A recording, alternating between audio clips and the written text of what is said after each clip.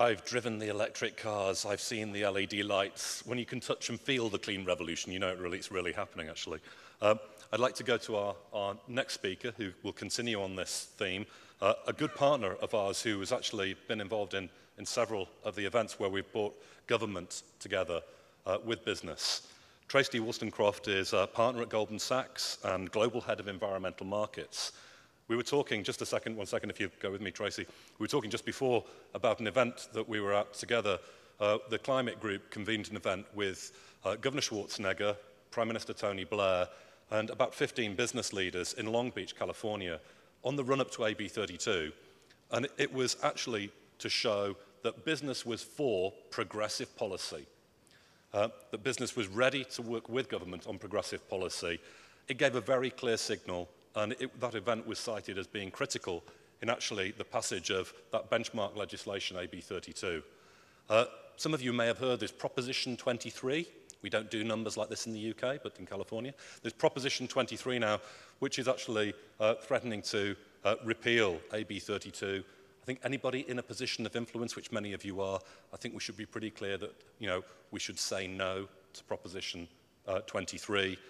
AB 32's continued support for the low-carbon economy will serve Californians well and will show what's possible in this great country. Back to Tracy, if you'll excuse with the tangent. Tracy, in his role within Goldman Sachs, has looked at infrastructure around the world and at how you can actually make money and deliver transformation at scale. So Tracy, over to you.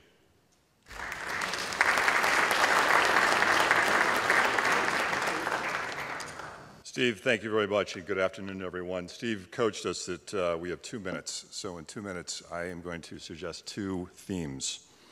The first is a low RC factor, and the second is an emerging market. Let me explain.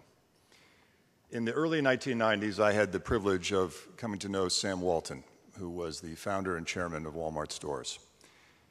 And Mr. Sam, as he was called, would often refer to Walmart's success as being due to a low RC factor, a low resistance to change. Now, to appreciate the power of embracing change at Walmart, consider that 20 years ago, Walmart's market cap was about $25 billion, and they had 1,500 stores around the country. Fast forward to today, that market cap approaches $200 billion, and they have well over 8,000 stores around the world. I might add they're embracing change again in a different way, this time with the greening of their supply chain. Now, I reference this story because in order to achieve our own success with respect to a transition to a low-carbon economy, it is also critical for us to embrace a low RC factor, a low resistance to change, particularly when we face the challenge, as has been described, of investing today for returns that benefit many people who were not even in this room or even born yet.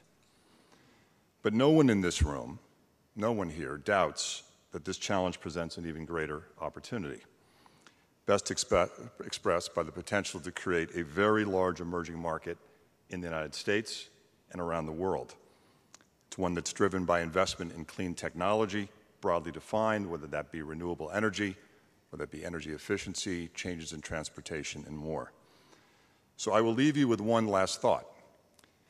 In my 25 years at Goldman Sachs, I've worked extensively in a number of emerging markets around the world, including China and Latin America. Each of those markets has experienced more than their share of volatility and risk. However, in each case, the rewards of investment have been profoundly positive to their citizens and to their economies.